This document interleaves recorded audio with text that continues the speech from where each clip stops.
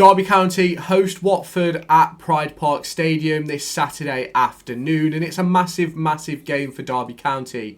With a rumoured transfer of Lars Jørgen Salvesen due to be completed, will Derby County have a new-look striker ready and available at the weekend? It's going to be interesting to see what Derby County do choose to do. The pressure is mounting on Paul Warne, and is he going to be able to make it to the end of the January transfer window? These are all questions which I'm going to discuss in this video. We're also going to take a look at both teams' form and injury lists over the course of the next few minutes, and then we're going to make a little team prediction for this game, Derby County versus Watford.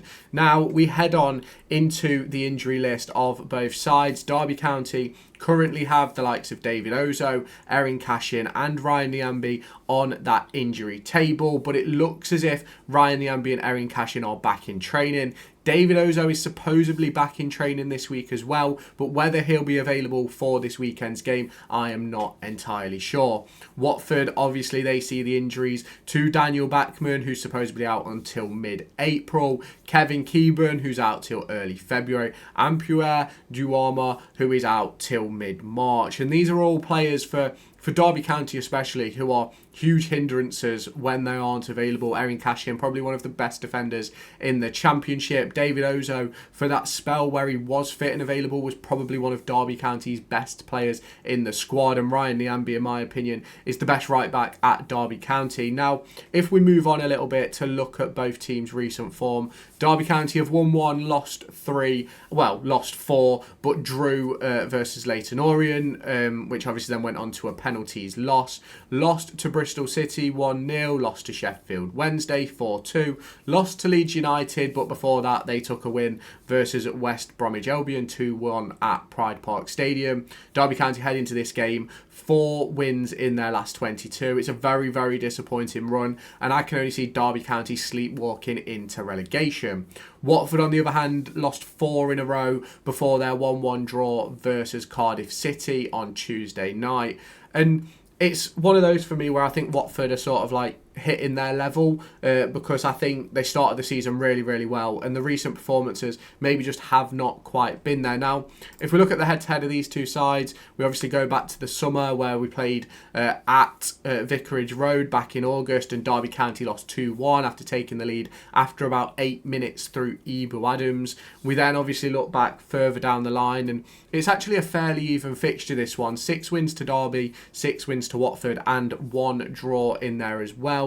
The most recent Derby County win is as far back as November of 2014. So it's been a long time since Derby County have beat Watford. Now, if we do look at the league table just for a moment, Watford are currently sitting in 8th position, 2 points away from those playoff positions after only winning 1 of their previous 5 league games. Derby County, on the other hand, sit down there in 18th, 4 points above Pompey in 22nd place, 4 losses and 1 win in their last 5. Derby County are in some really, really poor form recently, and it's going to be interesting to see how this game obviously progresses. We talk more about this fixture and how important this home game is, especially for Paul Warne, because I've spoke to a few people who went to the game versus Leyton Orient, and they said that it felt as if everybody sort of expected to lose. It was a loss which Derby County fans could see coming, and there was no sort of energy within the crowd. It felt a bit off, and I think not only with it being a Tuesday night game far away, but also a game that had been rescheduled, where realistically it felt as if we were always going to lose the game. It just always felt as if it was just more of a hindrance than a help in that sense. And it's disappointing to hear that, because it now is starting to feel like the tide is turning for Derby County fans, where it's gone from, Paul Warne will get to the end of the season, to where it's like, well, Paul Warne sort of needs to go. I spoke about it in a video yesterday where I mentioned that Paul Warne probably does potentially need to move on. I went through a tier list of managers who I think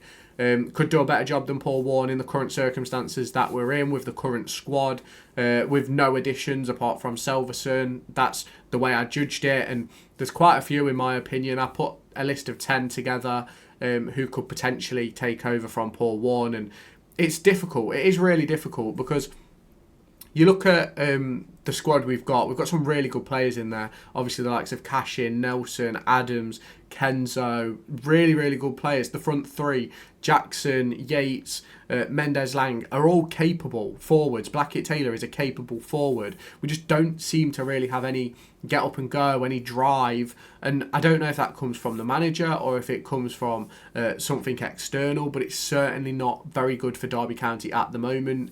And it really does need to change. Now, if we obviously look at Derby County on the whole, it has been a disappointing season, and we do have the talks of Salveson coming in for around £800,000. For me, I think it could be a good signing. Now, obviously, I spoke about it in a full video just a couple of days ago, but I don't think he'll start at the weekend, if it's even announced by the weekend. At the time of recording on Wednesday, it has not been announced, but he's rumoured to be undergoing his medical. But I think he adds a lot to that forward line. You look at, obviously, in my opinion, he's better than a James Collins, better than a Connor Washington, and then obviously you've got Dejan Brown, who ultimately isn't really getting many minutes anyway. Tawanda Chiwa has obviously gone back to Wolverhampton Wanderers after a poor loan spell, really. But you look at the players who we're looking at potentially bringing in. Obviously, there's talks about Kone, Harvey Nibbs, Louis Barry, Sam Smith, all players who could potentially come and join Derby County, and I certainly think they all improve the squad. Now, the big problem is getting them all in and being able to afford it. Now, in my opinion, would I take a new manager instead of 4 new signings? Probably. Do I think we're going to get relegated if we stick with Paul Warne until the end of the season? I think that's definitely a possibility. Now, if we go on over to my team prediction for this game, it's one which, in my opinion, is quite difficult because we have been very, very poor in recent weeks.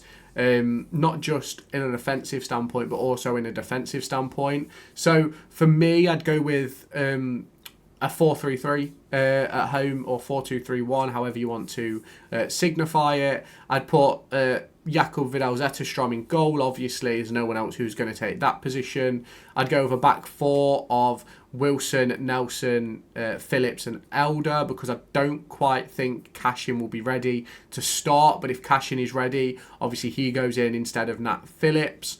We then go on to the midfield, where I think it's going to be Ebou Adams, Ben Osborne and Kenzo Heldmine.